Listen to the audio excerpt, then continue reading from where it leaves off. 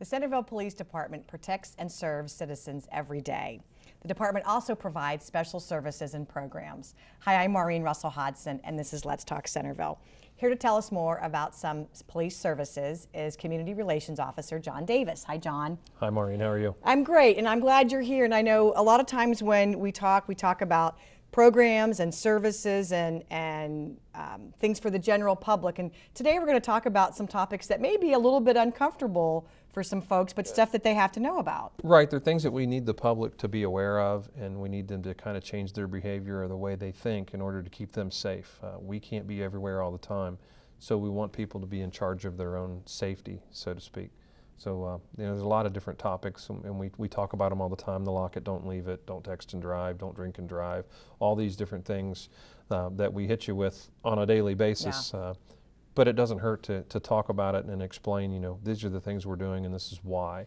Because so many people don't understand, well, why do I have to worry about that? It's never going to happen here, not today. And it is a safe community. Centerville is very safe, and we want to make sure people know that. But we can't control what could possibly happen. We cannot predict the future. It's impossible. Past practices tell us that it can happen anywhere. Yeah. I'm sure that Newtown never believed that anything like that could ever happen. I'm sure that if you went to Aurora, Colorado, you'd say that those people never believed that anything like that could happen. We just need to be prepared, and we need to prepare ourselves mentally, and we need to have a plan in place as to what we'll do if something like that was to happen. And even practice it sometimes in a way so that you are ready to roll. Even if it's just a what if. Even if you're just, if you're at the mall and you think, well, what if this happened? What would I do? Look around, be aware of your surroundings. We need to change people's mentality of depending on the police department to protect them, because even the best police department anywhere in the country, once something starts, there's usually about a 2.5 to 3 minute window where they're responding, and you're on your own. Mm-hmm. And a lot can happen during that Those time. things that you need to do to stay alive during that incident are critical. And they're not only going to help you as the person, but they're also going to help law enforcement as they arrive. Mm-hmm. So Department of Homeland Security several years back came up with a video. They partnered with the Houston Police Department, and they produced a video called Run, Hide, Fight. And they try to make it, I heard an interesting analogy last week, and I'd never heard it before, and it was very interesting. They talked about how many times have you ever caught on fire, but we all know to stop, drop, and roll. Right. So I've kind of equated this to the same thing. We want you to understand that you have 3 options if you're ever involved in a situation like this. You have the option to run, hide, or fight.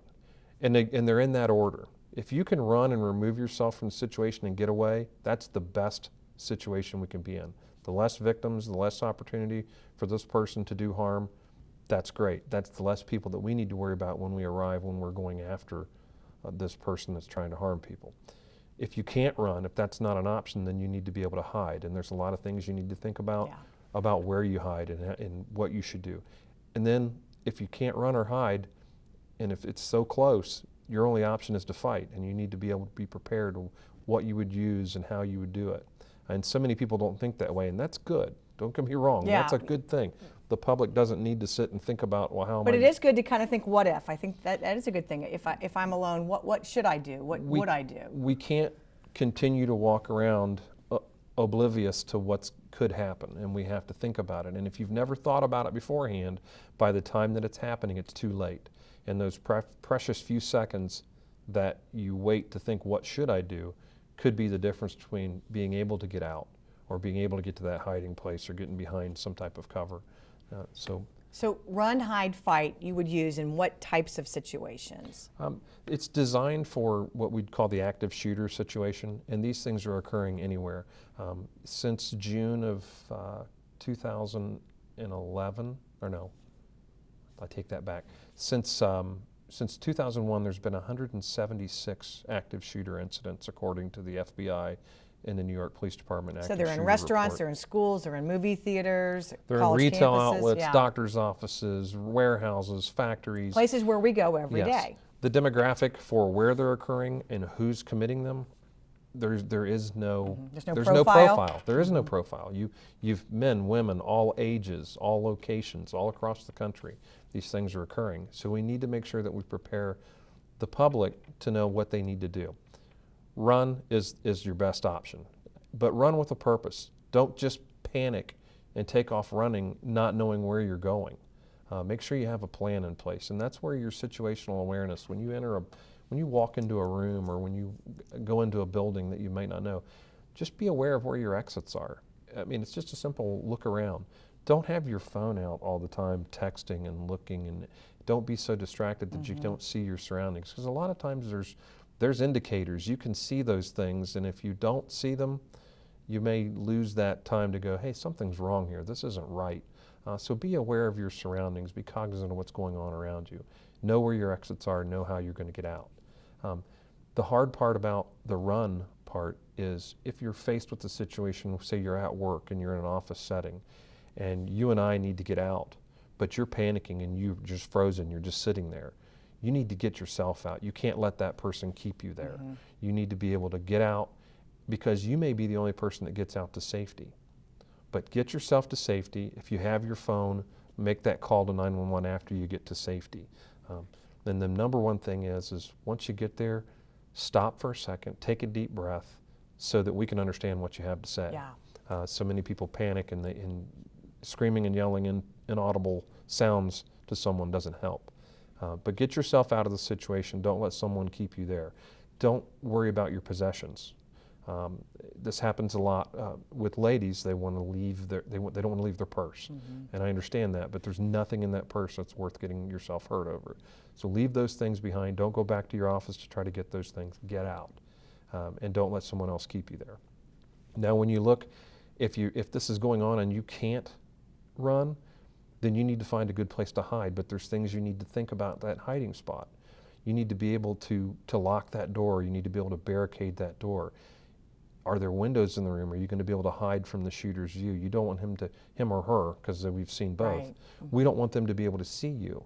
So you want to be able to get to that location, lock that door, barricade that door, and then you have to be quiet. You have to turn those phones off. You have to, calm down. Yeah, get a hold of yourself, really, Yes. because you don't want to give a clue as to where you might Because the next thing you have to be thinking about is, okay, I'm hidden now. If it's what I'm hidden behind, is it going to stop a bullet? Is it cover or concealment? And that's something most people never think of. Or people with military backgrounds or law enforcement backgrounds will understand the difference. Cover is something that will protect you from a bullet. It's something substantial, a brick wall, a cinder block wall inside of a building.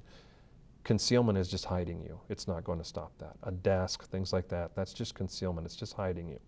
Don't restrict your movements. Don't crawl up under a desk where you have nowhere to go. Don't get inside of a cabinet, even if it's a big cabinet or a locker or something. You're completely restricting your movements at that point. Avoid bathrooms.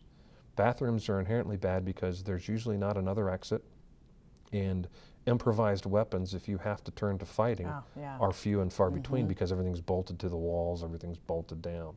So you have to think about your next step. So once you get to that hiding place, you need to be thinking, is there another exit from here if I have to get out?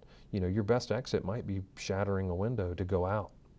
Some of the lessons we learned from, say, Virginia Tech and the mass shooting there, the only room where someone wasn't injured was they barricaded the door and then they broke a window out and they got out. They removed themselves from the situation. The old process of going and locking down and staying in place, they learned that wasn't the best, because the shooter had there are witnesses that saw him go to a range and he was actually shooting targets on the ground. There's no other reason to do that other than he was preparing for people to be sitting down and waiting to be shot.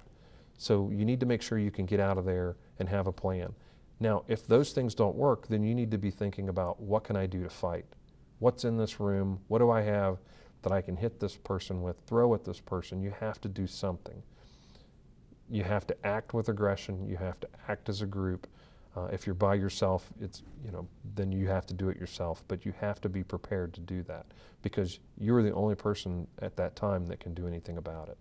So there's so many good lessons in that, but really, you are responsible. You are the first line of defense for yourself. You have to take care of yourself. In that window, when we're responding, you're on your own, and that's a scary thing to tell someone.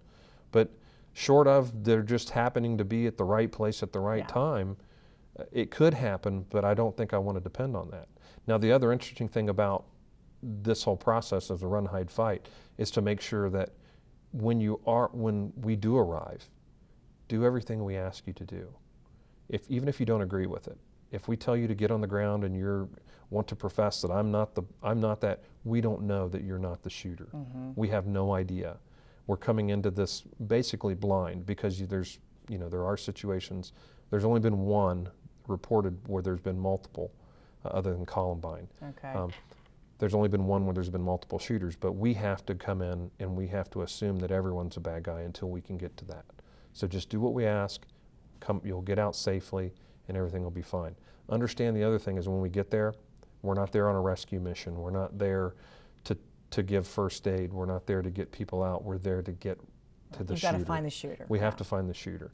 And this is an awful topic. It's something that I wish we didn't have to talk about, but it's something that needs to be out there, and we need to arm the people with the knowledge to protect themselves and how to survive in a situation. And you made mention of a video that you've seen, and you think that it's a very helpful one that kind of explains run, Yes. hide, fight. It is a great video. It was produced by the Houston Police Department in cooperation with the Department of Homeland Security.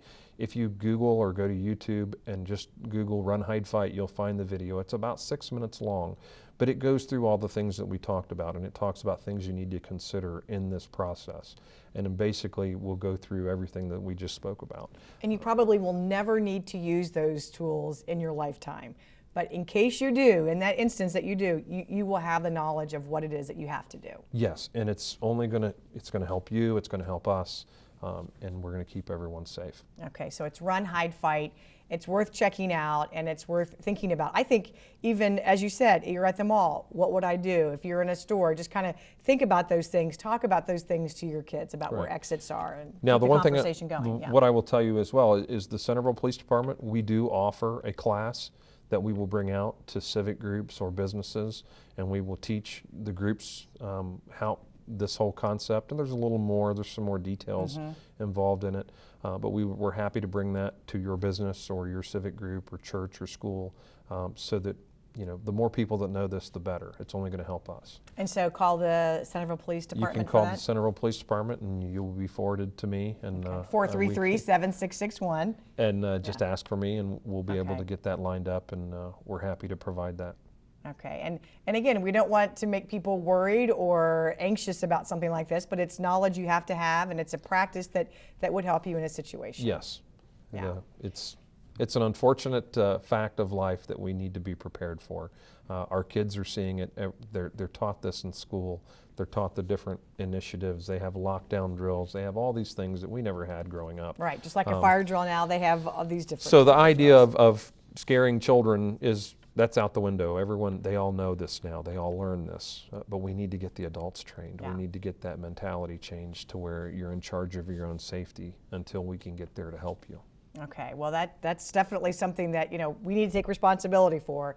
And again, if you'd like to have Officer Davis or someone from the police department come to your group, call 433-7661 and they will get someone assigned for that.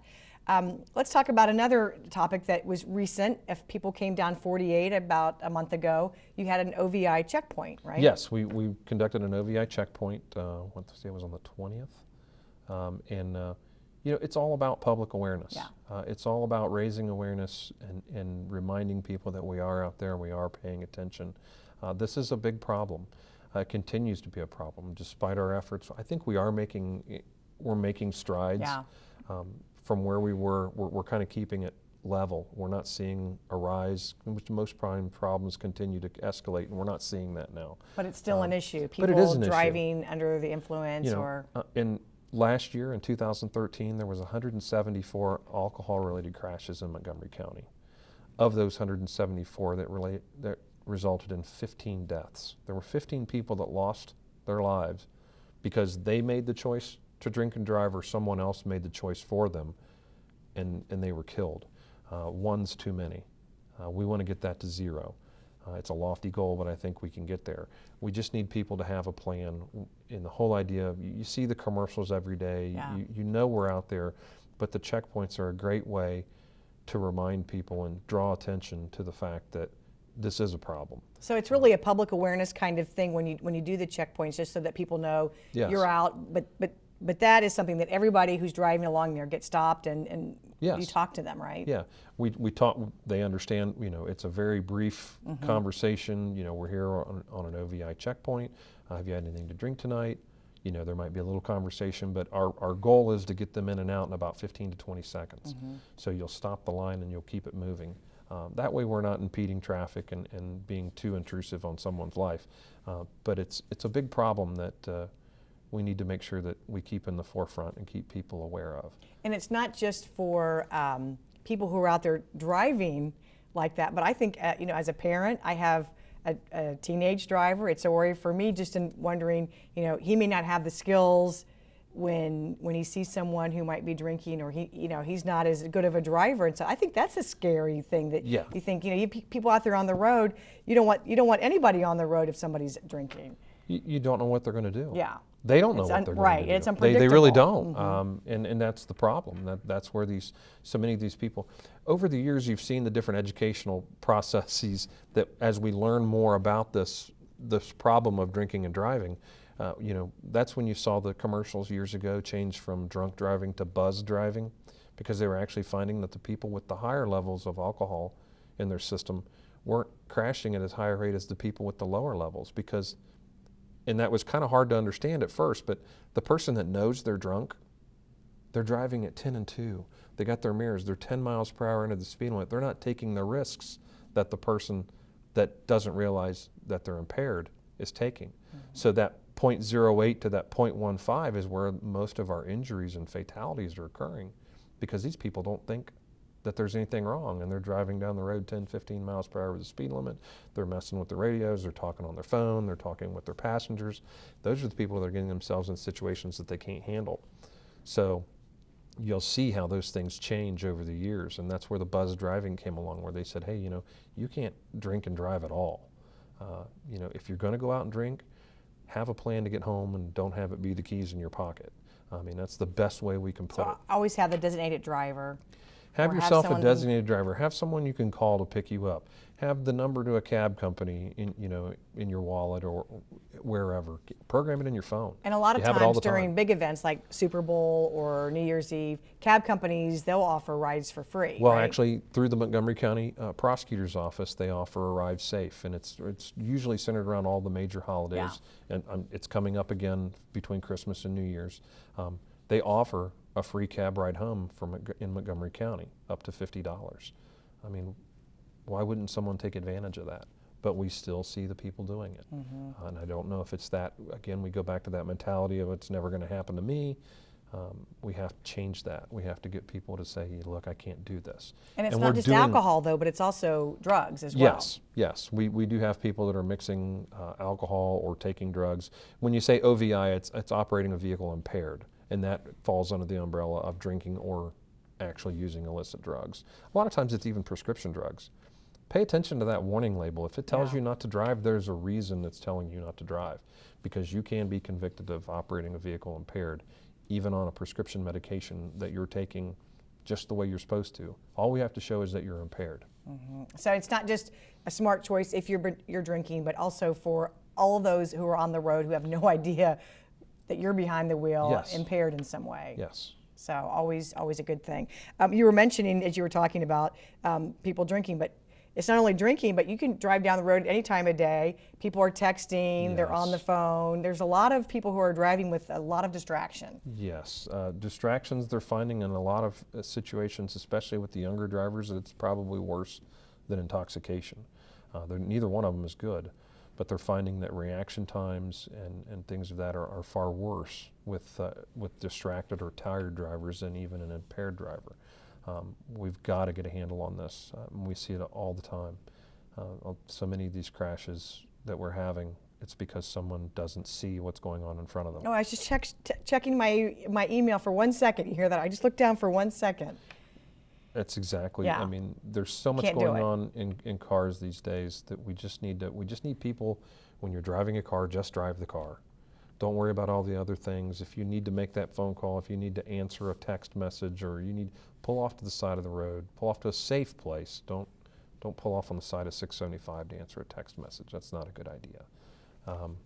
you just have to use some common sense. I know. I feel like every time we talk, it's always you need to use common sense, but you can tell people that and tell people that, but I guess they just have to practice it. They have to practice it, and again, it comes back to that's not going to happen to me. Yeah. That happens to someone else, and we have to change that mentality. And it's that way across anything. You know, we talk about, I know you hear it all the time, we talk about lock it, don't leave Yeah. it. We're making a difference. Those numbers are down, but we're still having them. These things are completely preventable. We just have to get everybody to realize that it can happen to you. It can happen here. We've got to change that. Well, and let's talk about that, because when you were saying you do need to lock things, because people will go by and check to see if a car is unlocked, and that's just an entree right into having your item stolen. Yes, if you leave your car door unlocked, they will get in the car regardless and see what they can find. It may not be this time, but eventually it's They'll gonna see what they happen can too. find, Yeah. and they'll take change, or they'll take a charger for your phone, or things of that nature. If they pull on that door handle and it's locked, they're going to look in there to see if there's anything worth breaking in for. And if they don't see that, they'll move on. Okay? Because these are real quick we're not, crimes, right? Yeah, I mean, we're not. This isn't rocket science Yeah. here. These are not master criminals. It's a very simplified thing Yeah. they're doing. They're just going along, finding the unlocked ones, looking in to see if there's something in there they want, and then they might break in. But 9 times out of 10, probably higher than that, they're just gonna move on to the next car. And we need to, if we can get everyone involved and we can get everybody to believe that, yeah, it can happen to me, it can happen in my driveway, I'm gonna lock that car. I'm not gonna leave my wallet, my purse, my iPad, my laptop, Laptop, all right. of these things. I'm not gonna leave those in there. Now, that leads into a very important topic. We're coming into the holidays, and so many people want to use their car as kind of the staging area for gifts. Be very careful of that, because every car these days usually has some type of trunk release inside the vehicle. Is once you leave that car door unlocked, all they have to do is lift the trunk release and they have all your gifts. Those are things that we need to be aware of as well. For ladies, if you're going to go to the mall, if you're going to go out, you know, I heard this, I was talking to a friend of mine with the Dayton Police Department, and they had a rash of cars that were broken into because someone would sit out in the parking lot and they would watch the girls, and they would take their purses and put them in the trunk of the car and then close it down. They'd break the window out, hit the trunk release, and they had all their purses. So be aware of the fact that if you're going to do that, if that's your plan, do it before you get to that parking space so that someone doesn't see you putting it there. Because there are people out there that So you really have to be aware of your surroundings at all times, yeah. Yes. You have to go on the assumption that someone's watching what you're doing. And a good amount of the time someone is. That may not be because they're doing it with bad intentions, Right. but in a parking lot, there's always someone watching you. And if someone looks and says, wow, looks like she just put her purse in the back seat and covered it with a coat, I could get that. And that's another one of those crimes of opportunity. That person probably did not go to the mall that day to think that way, but sure enough, when he was faced with the opportunity, he or she might try to do that.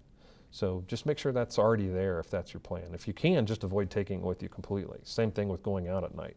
Put your ID and your money and a credit card, whatever you need, in your pocket, and don't take it. And when you're coming out of a store with a lot of packages, have your keys already in hand? Have your keys in hand, and if you can, avoid loading yourself down to the point that you can't do anything. Because, you know, we're seeing these crimes of opportunity, same thing, someone just runs up and grabs a handful of bags and runs off.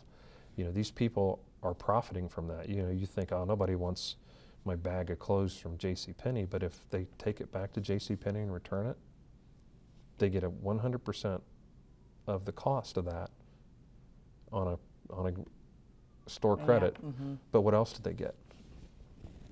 7.5% tax. So they get it, more money for it than you paid for it.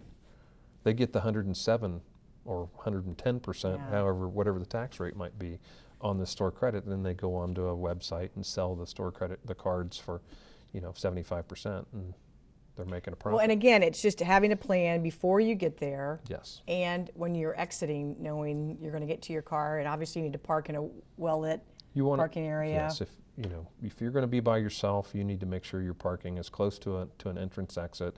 You don't want to park, you know, in that desolate area just because you can get the first spot. Because if no one else is around, no one's going. That's that sense of comfort for this person. They think no one else is going to see me. Same thing with the lights. A well-lit area is always a good, You know, they say about 50% of crimes are reduced by good lighting because these people don't want to be seen. So again, we're saying common sense, and I want to talk to you too about Beggars Night, because for families, children in Centerville, Washington Township, it will be from 6 to 8 on Friday, October 31st.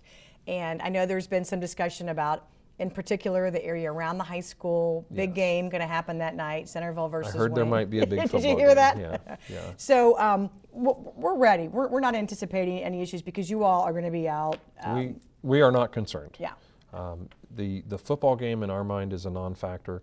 There is some traffic. There's going to be some more traffic because there's going to be a lot of people that want to watch, you know, Wayne and Centerville go at it for the undefeated season. I do understand that. But the officers that we assign to the football game don't affect our road patrol numbers. They are separate. So we're going to have the people at the football game to handle that. We're going to have our normal complement of road officers out there. They are aware of the fact that it's Beggars Night. That's, you know, we know it comes every year. And that area in particular around the high school, you'll have Yes.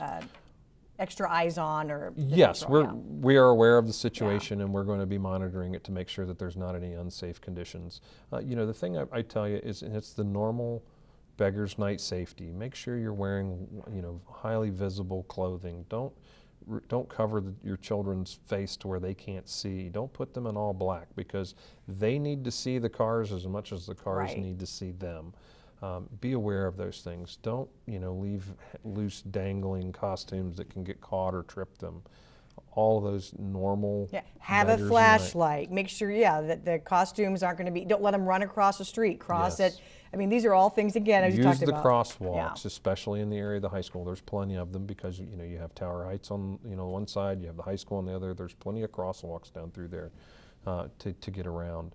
But be aware of your surroundings. Make sure you stay close to your children. Don't let them get off 2 and 3 houses ahead of you. That's never a good idea anywhere on Beggars Night. Make sure you're keeping up with them. And also, I think, understand that not everybody participates. So there do are not. going to be houses that are not going to be lit up or have anyone there to get. It's one of those things I always struggle with my children. You know, if there's no lights on, we're not going to go to that house. Yeah. But they're home. No, they don't have their lights on. To me, that's a signal they're not participating. So that's, you know, even though, you know, we may miss out on a little bit of candy if they just forgot to turn their light on, I feel more comfortable that way. Yeah, so make kind of sure look for that as a clue as to where to Yes. go. But if you can, when you're out with your children, take your cell phone with you. If you see someone doing something that they shouldn't, by all means, call us. We want to get out there and put an end to that. A lot of times it's just that cruiser driving through the neighborhood that might stop someone. And when I'm talking about, we're talking about the pranks and things of that nature. But there is an element of danger there too. There are people out there that will target these sex offenders in other areas, not in Centerville. We have no threats here that I'm aware of. But they use that. They know it's a target-rich environment. So, Right. you know, we need to be aware of that and just make sure you're keeping an eye on your children. And you want those phone calls. If We do somebody want sees those phone- something unusual in the neighborhood that doesn't typically happen, call It is 911. not a bother. Yeah. If it's something going on right then Right and then. there, call 911. You can call our non-emergency 433-7661. It is not a bother. Don't talk yourself out of it. If your first thought is to call the police, call the police. Yeah, that's always a good reminder for people. Absolutely. When That in never doubt, changes. call. Yes. And, Yeah. and they want to know, they want to come out, and as you said, that's how we catch Yeah. people. That's how we catch bad guys. That's and how we you've catch got bad cruisers girls. already out in the neighborhood. It'll Yes. just take a second to come over and check it out. It Yes. could be nothing, but it could go on to something Yeah. else. Thankfully for us, most of them turn out to be nothing. Yeah. All right. Well, John, as always, so much good information to share. If you have any questions about the Centerville Police Department, you can call 433-7661. You can always call the City of Centerville, 433-7151, or visit our website, centervilleohio.gov.